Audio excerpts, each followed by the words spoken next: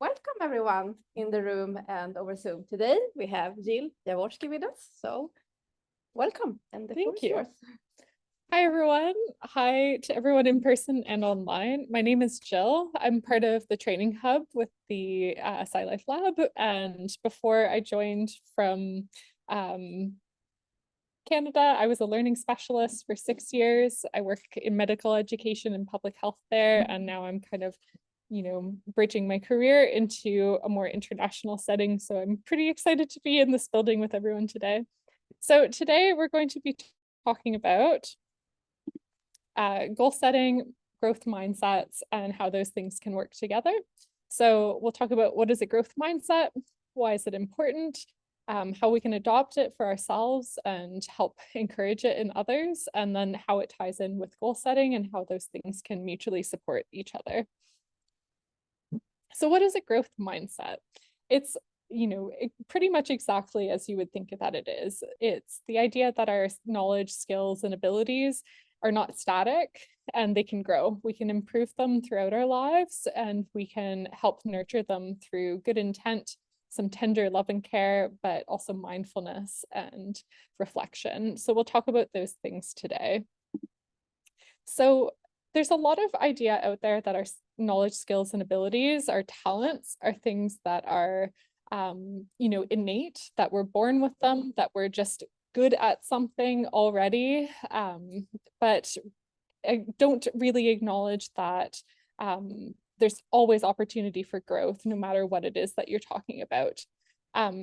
This quote is something I really like because it's a good reflection of the idea that there's intent behind goal setting and growth mindset. So individuals who believe their talents can be developed through hard work, good strategies, and input from others have a growth mindset. They tend to achieve more than those who have a fixed mindset, those who believe their talents are innate gifts. So we'll talk a little bit about a contrast between fixed and growth mindsets. So are there any gardeners out there? I won't be able to see the people online, but in person, maybe a little bit. Plant moms, plant dads. So we probably all can kind of relate to the idea that different plants need different conditions to grow in an optimal way. Some will need more water, some will need less water, different amounts of sunlight, different soils, pruning, all kinds of different things. And we also know that some plants really are slow growers. They just take time, and others will just shoot up without really much attention to them at all. And then there are others where there's going to be kind of like a combination of those different things happening.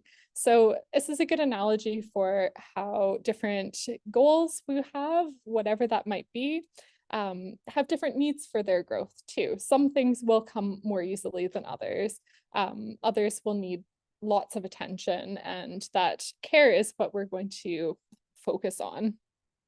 So by contrast, somebody who has a fixed mindset is somebody who is seeing mistakes as failures, that they can't move forward without perfection.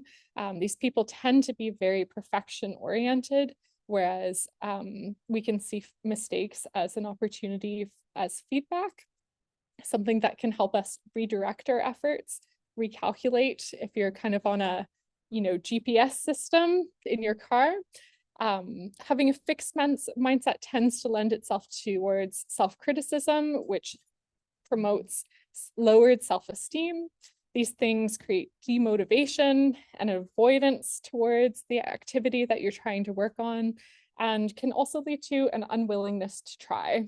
Somebody who doesn't want to even start because they've become discouraged and are unwilling to kind of put themselves out there and keep trying. So they might also be people that only practice the things that they're really good at, and aren't putting their efforts into the areas that need the most attention. So it could ultimately lead towards giving up on our goal or goals and abandoning those different things. So somebody who has a growth mindset might be saying things like, failure is an opportunity to grow. I can learn. Challenges help me direct my efforts. I like to try new things. Somebody who has a fixed mindset might be much more along the lines of, when I'm frustrated, I give up. I stick to what I know. I'm already good at this. Why would I expand my repertoire? Failure is the limit of my abilities and I can go no further. So stark contrast here. And when we get to the discussion part, I'm curious for the people that are online or in person, what kind of statements like resonate with you, things that you tell yourself when you're working on a goal. So why is it important to have a growth mindset?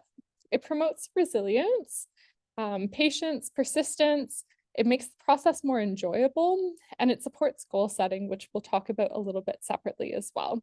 So resilience, we know, is important for a lot of different aspects. We talk about it a lot when it comes to our mental health as well, and these things tie together. So when you have a resilience or growth mindset, you're more willing to try, you're less discouraged by failure.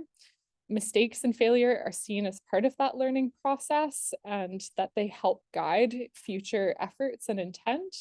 For anybody, that is trying to work on something like, I want to run a marathon, or for me, like a new arrival in Sweden, I'm trying to work on Swedish. These are things where it's like maybe a little bit difficult to get started, but with that feedback, you can adjust your approach. So for instance, I get corrected all the time on my pronunciation of things, and it's a little bit embarrassing, but it's also so helpful because when you accept that feedback in, you don't take it as criticism. It's more along the lines of like somebody helping you and directing your efforts in a good way. And also, how can you know without somebody helping you guide your efforts as well? So mistakes can really be helpful and shouldn't be seen as that direction towards failure, because failure is really just opportunity for growth. So persistence and patience here as well, recognizing that it takes time for goals, your talents to be nurtured. It helps you be more self-compassionate. It's not realistic for me to learn and be fluent in Swedish in, probably even a year's sake. Probably it will take me a couple of years to get to a good conversational level that I feel good about.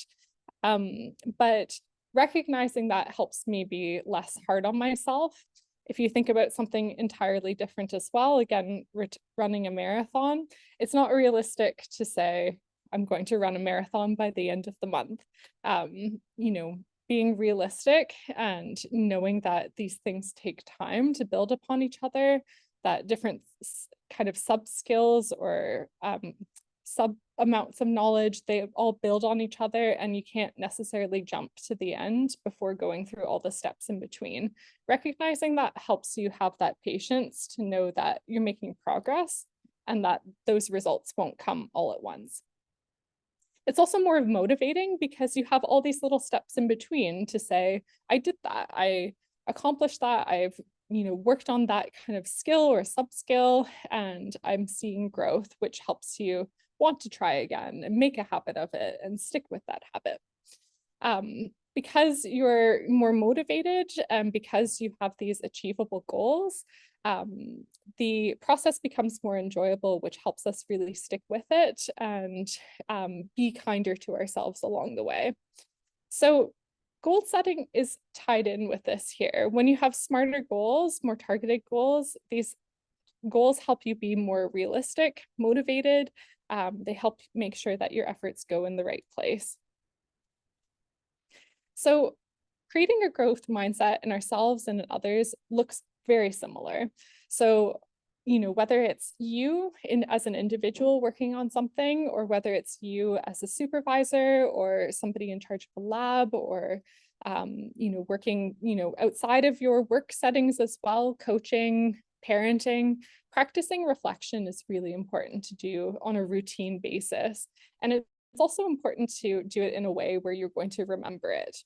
So think about things like, what went well? Where did I succeed?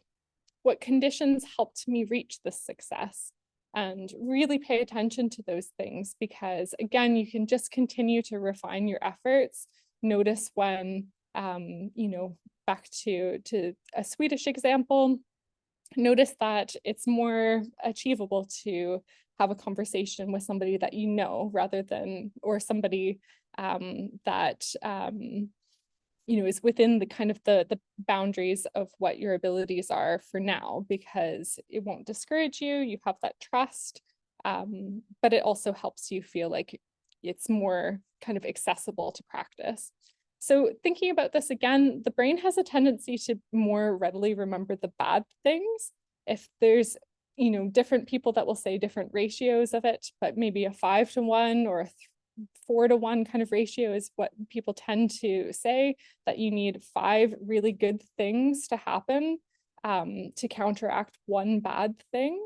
So being mindful that when you encounter some kind of roadblock, it's not necessarily the end. It doesn't necessarily mean that you have to stop. It's just a moment to reflect and go, maybe I need to change directions here. And that's important for the goal setting process as well. So write down your reflections in some way.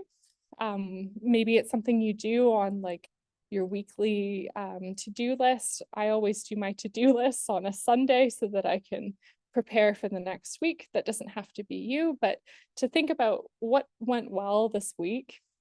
A week is usually a really good time frame because it's so part ingrained in our lives. But thinking about what we do, what's gone well, and recognize those successes because you can see how far you've come. And then reframing failure again and seeking feedback from those you trust. Failure is feedback. We can learn from those mistakes. Be mindful that not all feedback is helpful as well. Be really, attentive to the idea that there's a difference between criticism and constructive criticism. Constructive criticism is something that you can act on and you can use to help better yourself in some way. Whereas criticism is not necessarily any of those things. It might just be more of a takedown on our self-esteem, which is not helpful.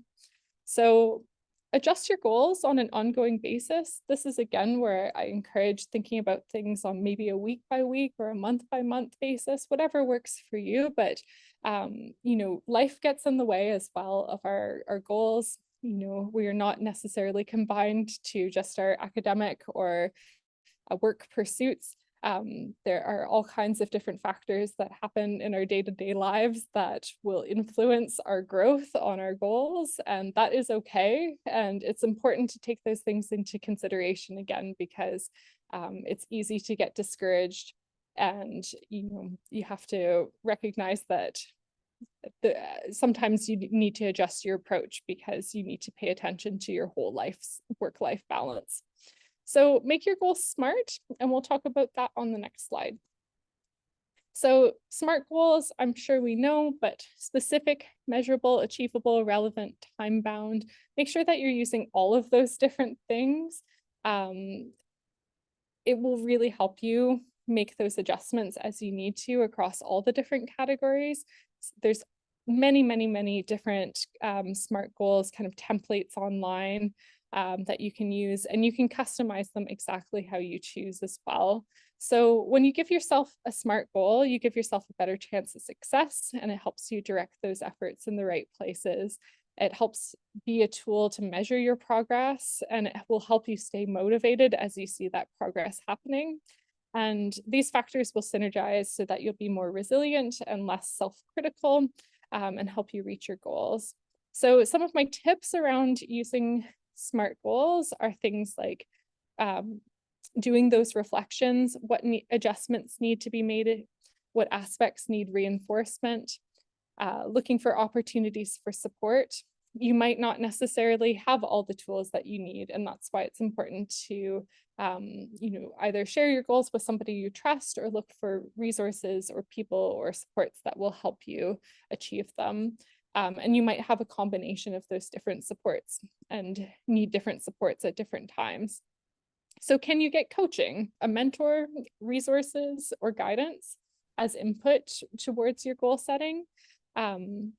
We don't necessarily have to do things in isolation. Those supports can also be really motivating, as well as you have somebody to be accountable to, or somebody who can be, a bit of a cheerleader for you as well and help remind you of your successes.